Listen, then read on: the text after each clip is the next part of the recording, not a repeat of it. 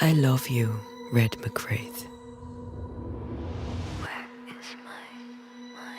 Banishers, Ghosts of New Eden is a game that I've had my eye on for quite a bit now. I thought the concept looked pretty cool, pretty interesting, but I went into the game a bit skeptical. But anyway, it was officially released last night at midnight, and I've been playing it for many hours. I'm gonna review it for you guys. I'm gonna give you guys my first impressions of the game after playing it for pretty much a whole day now. But before I do that, hit that subscribe button. I talk about video games all the time on this page. I do day one reviews like this very often, but I also do other video game discussions, and I talk about movies and TV shows as well. But anyway, let's get into the review. So I'm gonna break up this review into two parts. First, I'm gonna talk about the things that I like, and then I'm gonna talk about the things that I don't like. The first thing that I really like about this game is the story. This is definitely a story-centric game.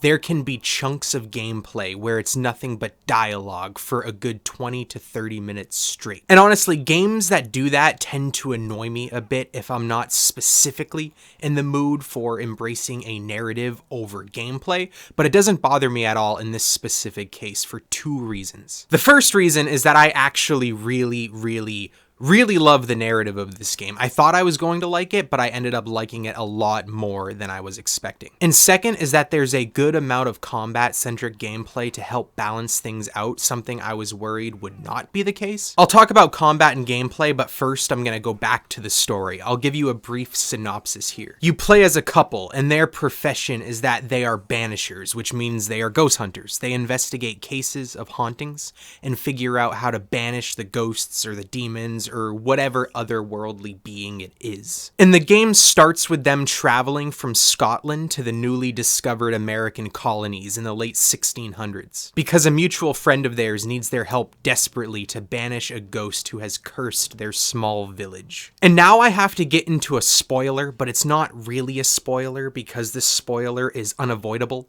It's in all of the marketing and all of the trailers, and I can't really explain the gameplay or the narrative properly without getting into this spoiler. But if you don't want to know anything, click away now. 3, 2, 1. But very early in the game, one of the main characters gets killed and she becomes a ghost. So the narrative also starts to become very moral heavy and character driven because they are both dedicated to ridding the world of ghosts.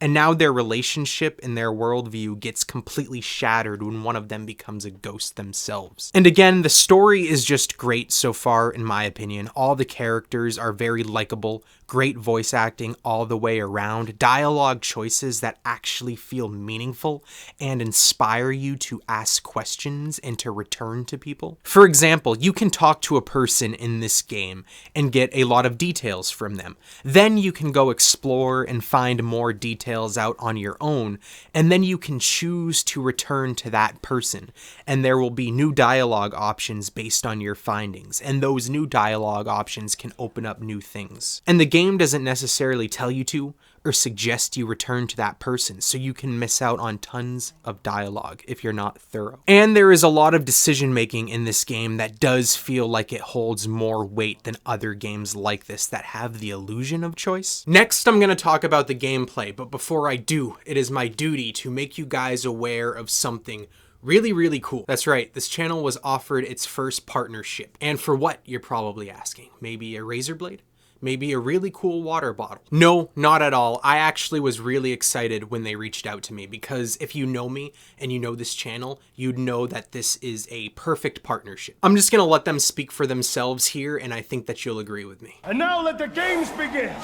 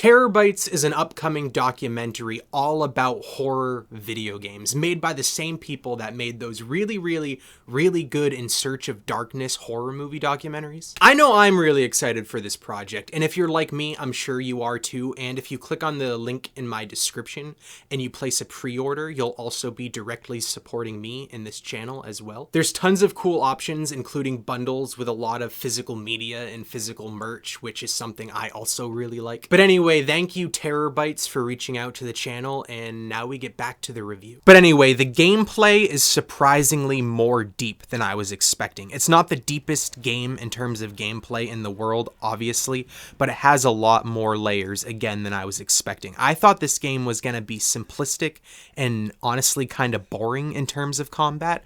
I thought it would be 30 minutes of story, followed by 5 seconds of meaningless combat that felt more like an interactive cutscene. But luckily, that's not the case at all. The core combat, meaning the way you dodge, lock onto enemies, use your sword, and you balance heavy and light attacks, it feels very reminiscent of Soulsborne games. But what makes this gameplay so fun is you can always swap between the new main characters. And when you swap to the character that becomes a ghost, you get different powers. So you're constantly changing the way that combat works and the way exploration works. Like, for example, Red uses a sword, but Antea punches, and I found that hilarious for some reason. She's a ghost, and I don't know why, of all the things they could have came up with for you to do combat as a ghost, they chose punching. But she also has different abilities than Red, and again, it's always fun swapping between characters during combat and while exploring, and to help solve riddles and puzzles. And there's also a decent enemy pool as well, which is something I also didn't think would be the case.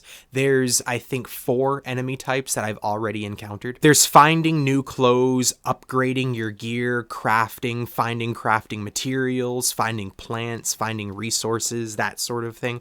So again, if you're worried that this game is just an interactive movie, it is not. There's plenty of gameplay here too that helps balance things out. But now I'm going to get into some of the cons that I have with Banishers Ghosts of New Eden, and honestly, there's not that many. Again, I feel like this is a game that's doing what it's trying to do surprisingly well. But the biggest con that I have with this game, and it's unfortunate, it's something you can't really avoid, is that sometimes you can feel that this is a lower budget game. There's a bit of stuttering during combat.